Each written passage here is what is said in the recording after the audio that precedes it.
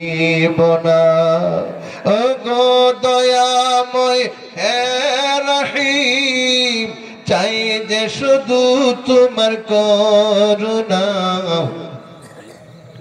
বড়ই পাতার গরম জলে গোসল দিবে মনা, গোসল শেষে সাদা কাফনে, গোসল শেষে সাদা কাফনে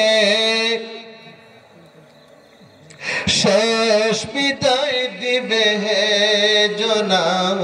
মৃত্যুর যন্ত্রণা কতই কঠিন, সইতে আমি পারিব না। বলেন, মৃত্যুর যন্ত্রণা কতই কঠিন, সইতে আমি পারিব না। কথা কোন ঠিক না বেঠি? এ উম্মতের মুসলমান, আমার পরবর্তী বক্তা এসে গেছে, আমার সময় বন্ধুরা আমার শেষ। ডান দিকে তাকায় দেখি অজগর সাপ, সাপে কি আদর করবো? বাম দিকে তাকায় দেখে রে বিশাল বড় বিচ্ছু, তার শরীরের পশম গুলি খাড়া করে দিছে। এখন যুবক মরণ আঁকেছে না চাইছে? মুসলমান, আল্লাহু আকবার। যুবক কান্দে, 40 বছরের যুবক, 40 বছরের ভিতরে একটা দিন মহান মালিক আল্লাহর কুদরতি পায়ে সেজদা দেয় নাই, সেজদা দেয় নাই। এমন অসংখ্য অগণিত যুবক আমরা সমাজে আছি রে, যে এখনো পর্যন্ত একটা সেজদা মহান মালিক আল্লাহরে দেয় নাই। আল্লাহর বান্দা শোনো, কেমন মালিক আমরা, আমাদের অভিভাবককে। আল্লাহু আকবার। যুবক 40 বছরের ভিতরে একটা সেজদা দেয় নাই, সাথে সাথে আল্লাহর বান্দা সেজদায় মাথা ঠেকে আল্লাহু আকবার চোখের পানি ছেড়ে দিয়া কান্না শুরু করেছে আর ডাকতে শুরু করেছে মহান মালিক আল্লাহকে। জীবনের গুনাহ থেকে তওবা করে কান্দে আর বলেন, আল্লাহ, আমি এই মুহূর্তে যে বিপদে পড়লাম, এই বিপদ থেকে তুমি ছাড়া উদ্ধার করে নেওয়ালা আর কেউ নাই। আল্লাহ, 40 বছরের ভিতরে আল্লাহর কোনদিন তোমার কুদরতি পায়ে একটা সেজদা দেই নাই। আল্লাহু আকবার। যুবক আল্লাহর কুদরতি পায়ে সেজদা দিয়া যখন আল্লাহর ডাক মারছে, আল্লাহ রব্বুল আলামিনের সাহায্য, আল্লাহর পক্ষ থেকে জবাব আল্লাহর বান্দার দ্বারে আসতে দেরি করে না। জোরে জোরে কর আল্লাহু আকবার। উম্মতের মুসলমান, আল্লাহু আকবার। তো দয়ার মালিক আমার আল্লাহ। আল্লাহ, বান্দা আল্লাহ বলে ডাক দিতে দেরি। আল্লাহ বলেন, বান্দা তার অন্তরের মধ্যে ইলহাম করে দিয়েছে, ভয় পাইস না, ভয় পাইস না, সাপ আমার, আমি বানাইছি সাপ, আমার অর্ডার শুনে সাপ। আল্লাহ রাব্বুল আলামিন সাপের অর্ডার করছে, চলে যা। বুচ্চরে বলছে, তুই নিরাপদে গেলে চলবে না, হাতি আছে বাইরে চতুর্দিক দিয়া ঘুরতে আছে আর সূত্রা দিয়া গুতাইতে আছে, তুমি যদি নিরাপদে চলে যাও আমার বান্দা বাঁচতে পারবে না, আমার ওয়াদা মিথ্যা হয়ে যাবে। যা বিচ্ছু, তোমার যে জিনিস দিয়া তুমি সবল মারো, এটা দিয়া হাতির সূত্রের মধ্যে একটা সবল মারো, সবল দিতে দেরি, বিষাক্ত বিচ্ছুর এই সবলের দ্বারা বিশাল বড় হাতির একটা চিৎকার দিয়া জমিনে বইরে ইন্তেকাল করছেন। সাপ চলে গেছে, বিচ্ছু এখন চলে গেছে, হাতিও মরছে। আল্লাহর বান্দা এখন কি হয়েছে? নিরাপদ হয়েছে না হয়েছে না? আল্লাহর বান্দা চক্ষুটা বন্ধ কইরা এই বিরান ঘরের ভিতরে ভূত ফেরেতের বাসা যে ঘরটা, এই ঘরটার ভিতরে আল্লাহু আকবার চোখ বন্ধ করে এখন ডাক শুরু করেছে, আল্লাহ আল্লাহ আল্লাহ আল্লাহ আল্লাহ আল্লাহ আল্লাহ আল্লাহ আল্লাহ।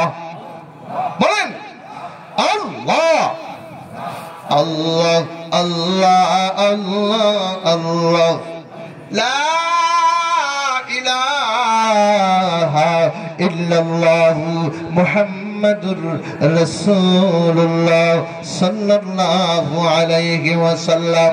এই উম্মতের মুসলমান, এমন একজন মহান মালিক আল্লাহর ইবাদত করার, বندگی করার দরকার আছে না নাই? ও উম্মতের মুসলমান, আমল করার দরকার আছে না নাই? কেননা আমার তেলাওয়াতকৃত আয়াতে আমি বলেছি, আমার আল্লাহ বলেছেন কুল্লু নাফসিন যায়িকাতুল মাউত, প্রত্যেকটা মানুষ মরণশীল, প্রত্যেকটা প্রাণী মরতে হবে।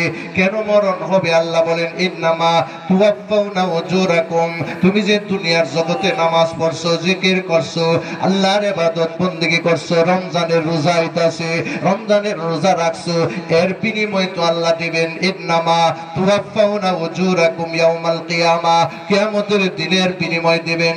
আজকে আল্লাহর বান্দা ওয়াজে আয়েশা জিকির করছো, এর বিনিময় আল্লাহ তাআলা কঠিন হাসরের ময়দানে দিবেন। এ উম্মতের মুসলমান শুনো, আমার আল্লাহ বলেন ফামান যুহজিহা আনিন নার, আল্লাহর ইমানদার মুমিন যেই বান্দাটা জাহান্নামের যন্ত্রণাদায়ক কঠিন শাস্তি থেকে নিজের আমলের মাধ্যমে বাঁচাইতে পারছে, হে ওই সাকসেসফুল, হে কামিয়াব। কথা কোন ঠিক না বেঠিক? আমার আল্লাহ কয় বান্দা দুঃখা হাস না, দুঃখা হাস না। আমার আল্লাহ কো আমাল হায়াতুদ দুনিয়া ইল্লা মাতাউল গুরুর। এই দুনিয়া, যে দুনিয়ার জন্য পাগল হয়েছো, এই দুনিয়াটা আমি বানাইছি, তোমার যেমন আমি বানাইছি, দুনিয়াটা আমি বানাইছি। অতএব আমি আল্লাহর অভিজ্ঞতা তোমার চেয়ে বেশি, এটা তোমার জন্য ধোঁকা, ধোঁকা, ধোঁকা। অতএব ধোঁকা খাইও না।